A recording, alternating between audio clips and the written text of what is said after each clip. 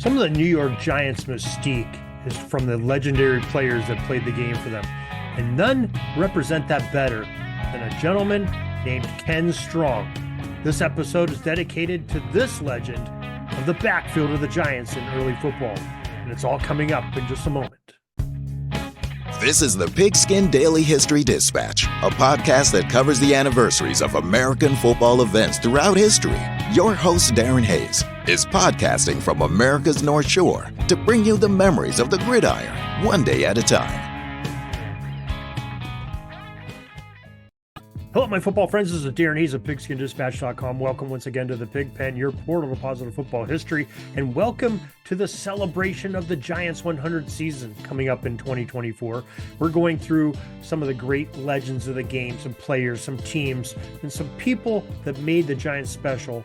And today is one of those, a very famous player, Ken Strong. Now, Ken Strong's career was a spectacle of unparalleled versatility and dominance, spanning college and professional leagues. His record-breaking college days and championship performance with the New York Giants left an indelible mark on the game, earning him a place in both the college and the Pro Football Hall of Fame. His journey wasn't just about football. It was a testament to the power of a human potential. Ken was born on August 6, 1906 in West Haven, Connecticut, and his formal name was Elmer Kenneth Strong. Ken for short. His journey to greatness began in high school, where he shone brightly. His exceptional talent was evident with 2 All-Connecticut selections and his instrumental role in elevating West Haven High to prominence. This was just the start of a career that would have an indelible mark on American football. It's reported that his NYU coach, Chick Meehan's idea of making games more entertaining for home fans somewhat backfired spectacularly due to Strong. The coach had planned a celebratory cannon blast for every score by his squad, but hadn't anticipated the offensive juggernaut that was Ken Strong Jr.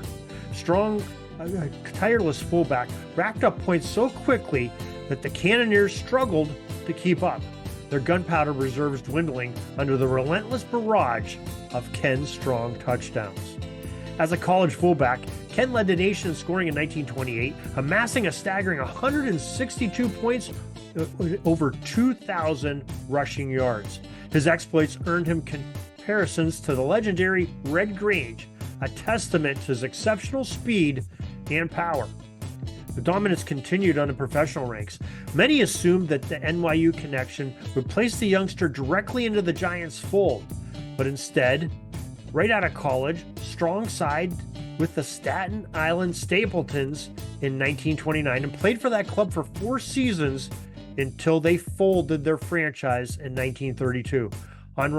Ironically, the Stapes got their NFL charter from Mara and then held the rights to coveted Ken Strong for all 4 years of their NFL franchise existence as he wore the number 2 jersey for the Stapes. Tim Mara finally would get his man after financial woes shuttered the doors of the Staten Island squad. Then in 1933, Ken moved across the boroughs to sign a contract with the New York Football Giants. This is if the Giants and Strong were connected so bondly that that's where he made his biggest impact in NFL football.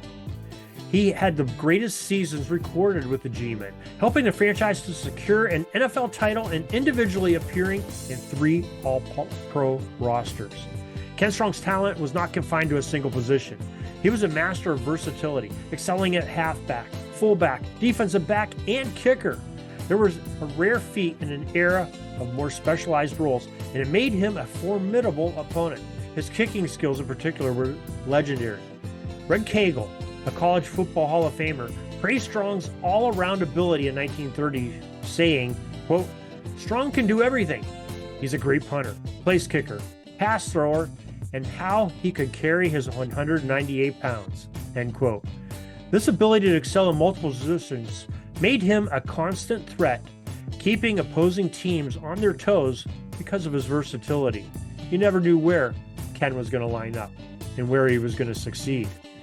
Strong's accolades speak volumes. He was a 4-time All-Pro selection, leading the NFL in scoring during the 1934 season. This year, he also etched his name in history in the iconic 1934 NFL Championship game, Played on an ice-covered field, Strong's versatility proved pivotal. The iconic contest is remembered in NFL lore as the sneaker game because the Giants wore tennis shoes to get better footing on the ice-covered field at the Polo Grounds that day.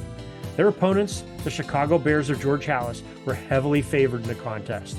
In a surprising upset against the undefeated Chicago Bears, the Giants relied on gym shoes and Strong's kicking prowess. He contributed a remarkable 17 points, 2 touchdowns, 2 extra points, and a field goal, a record that stood nearly 30 years. His performance solidified his reputation as a clutch player who could rise to the occasion on the biggest stage. In a surprise move, Strong jumped to the second edition of the American Football League in 1936 and played for the New York Yankees. When he returned to the Giants in 1939, after a season of being banished to a Jersey City minor league Giants, he wore number 30 instead of his usual number 50 jersey, and he was a kicking specialist only for the remainder of his career. Ken's influence on the game extended far beyond his brilliance on the field. His success as a multi-talented player sparked a more flexible approach to player roles. In an era where specialization was becoming increasingly prominent, Strong's versatility was a beacon of innovation, inspiring coaches to consider players with diverse skill sets. His legacy as a powerful reminder of the role adaptability plays in shaping the future of football and a contribution that continues to be appreciated in the sport today. Even injuries and a brief retirement couldn't keep Ken Strong away from the game he loved. The player shortages during World War II presented an opportunity for the Giants to entice him back in 1944, this time primarily as a kicking specialist. Strong's experience and reliability were invaluable, even at an advanced age for the sport. He continued to play until 1947, displaying remarkable longevity and dedication to the game. He retired from professional football after that 47th season at the age of 41, leaving a legacy that would endure for decades. Ken Strong's career transcended statistics and accolades. He embodied the spirit of a true competitor, showcasing the dominance and adaptability. His versatility and impact on the game's strategic evolution solidify his place among football's all-time greats. Strong's legacy reminds us all of the beauty of a multifaceted player who could change the course of a game with a powerful run, a clutch kick, or a well-timed tackle. We thank you for joining us today for this New York Giants 100 celebration, part number 18, and we thank you for helping us preserve football history with people like Ken Strong and his memories. Till next time, everybody, have a great gridiron day. Peeking up at the clock, the time's running down. We're going to go into victory formation, take a knee, and let this baby run out. Thanks for joining us. We'll see you back tomorrow for the next podcast. We invite you to check out our website, pigskindispatch.com, not only to see the daily football history, but to experience positive football with our many articles on the good people of the game, as well as our own football comic strip, Cleat Marks Comics. Pigskindispatch.com is also on social media outlets, Facebook, Twitter, Instagram, and don't forget the Pigskin Dispatch YouTube channel to get all of your positive football news and history. Special thanks to the talents of Mike and Gene Monroe, as well as Jason Neff for letting us use their music during our podcast. This podcast is part of the Sports History Network, your headquarters for the yesteryear of your favorite sport. You can learn more at sportshistorynetwork.com.